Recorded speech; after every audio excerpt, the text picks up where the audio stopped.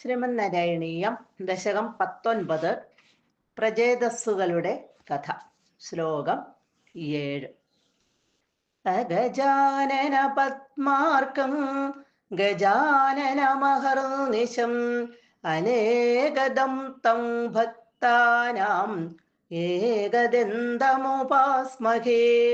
സരസ്വതി നമസ്തുഭ്യം വരദേ ജ്ഞാനരൂപിണി വിദ്യാരംഭം കരിഷ്യാമി സിദ്ധിർഭവതു may സദാ.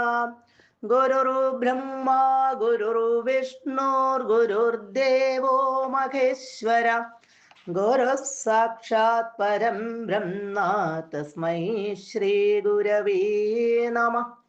ഓം നമോ ഭഗവതേ വാസുദേവായ. പ്രചേതസാം താവദയാചതാമപി ത്വമേവ കാരുണ്യഭരാദ്വരാനദാം. ഭവദ്വിചിന്താപി ശിവായ ദേഹിനാം ഭവത്വസൗ രുദ്രനുദിച്ഛ കാമദാം. കഴിഞ്ഞ ശ്ലോകത്തിൽ നമ്മൾ കണ്ടു, തപസ്സനുഷ്ഠിച്ചുകൊണ്ടിരുന്ന പ്രചേതസ്സുകളുടെ മുമ്പിൽ ഭഗവാൻ ഗരുഡന്റെ പുറത്ത് കയറി ഇരുന്നു കൊണ്ട് പ്രത്യക്ഷപ്പെടുന്നത്. പ്രചേതസ്സുകളുടെ ആഗ്രഹം കൊണ്ടല്ല ഭഗവാൻ അവരുടെ മുമ്പിൽ പ്രത്യക്ഷപ്പെട്ടത്. ഭഗവാന്റെ ആ കാരുണ്യം കൊണ്ട് തന്നെയാണ്. അവർക്ക് ഇങ്ങനെ തന്നെ ഭജിച്ചുകൊണ്ടിരിക്കുന്നതിലാണ് പരമാനന്ദം. ഭഗവത് ഭജനത്തിലുള്ള ആ ഒരു ആനന്ദം അത് മറ്റൊന്നിൽ നിന്നും കിട്ടുന്നതല്ലല്ലോ. അതാണ് അവരുടെ ചിന്ത. ചോദിക്കാതെ തന്നെ പ്രചേതസ്സുകൾക്ക് ഭഗവാൻ വരങ്ങളെ കൊടുക്കുകയാണ്. താവത്, അപ്പോൾ ഭഗവാൻ മുമ്പിൽ പ്രത്യക്ഷപ്പെട്ടപ്പോൾ പ്രചേതസ്സുകൾ അയാചതാം അഭി, ചോദിച്ചില്ല എങ്കിലും ത്വം ഏവ, നിന്തിരുവടി തന്നെ, കാരുണ്യഭരാത്, നിറഞ്ഞ കാരുണ്യം കൊണ്ട്, വരാൻ അതാ, വരങ്ങളെ അതാ ദാനം ചെയ്തു കൊടുത്തു. പ്രചേതസ്സുകൾ ഭഗവാനെ കണ്ട് ഭഗവാനോട് ഒന്നും തന്നെ അവരാവശ്യപ്പെട്ടില്ല. എന്നാല് ഭഗവാൻ അവർക്ക്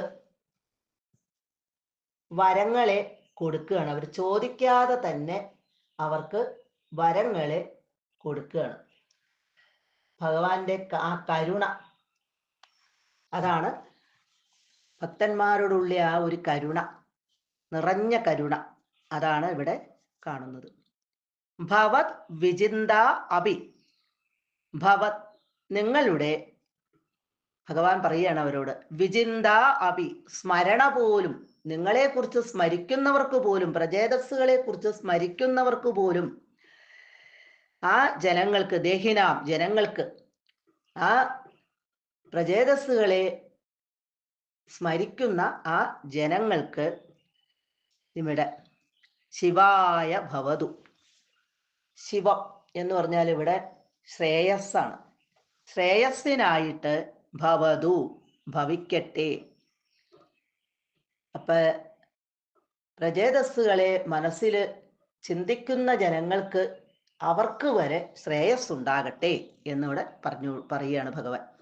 അസൗ രുദ്രനുതി, അസൗ, ഈ രുദ്രനുതി, ഈ രുദ്രഗീതവും, ച, ഈ രുദ്രഗീതവും, കാമത, അഭീഷ്ടങ്ങൾ നൽകുന്നതായി ഭവിക്കട്ടെ. അങ്ങനെ 2 വരങ്ങളാണ് ഇവിടെ ഭഗവാൻ കൊടുക്കുന്നത്. ഭക്തന്മാരുടെ ആഗ്രഹങ്ങൾ അറിഞ്ഞ് വരം കൊടുക്കുക. ഇവിടെ പ്രചേതസ്സുകൾ ഒന്നും തന്നെ ചോദിച്ചില്ല, എങ്കിലും അവരോട് പറയുകയാണ്, നിങ്ങളെക്കുറിച്ച് ഓർക്കുന്ന ജനങ്ങൾക്കെല്ലാം ശ്രേയസ് ഉണ്ടാകട്ടെ. അതുപോലെ ഈ രുദ്രഗീതവും, രുദ്രഗീതം ശിവൻ ഉപദേശിച്ചു കൊടുത്തതാണ്. ആ രുദ്രഗീതമാണ് ഇവരിവിടെ ജപിച്ചുകൊണ്ടിരുന്നത്. ആ രുദ്രഗീതവും ജപിക്കുന്നവർക്ക് എല്ലാവർക്കും എല്ലാ ആഗ്രഹങ്ങളും സാധിച്ചു കൊടുക്കുന്നതായിട്ട് മാറട്ടെ. ഇങ്ങനെ 2 വരങ്ങൾ അവർക്ക് ഭഗവാൻ സന്തോഷത്തോടു കൂടി കൊടുത്തു. സർവത്ര ഗോവിന്ദ നാമസങ്കീർത്തനം, ഗോവിന്ദ ഗോവിന്ദ.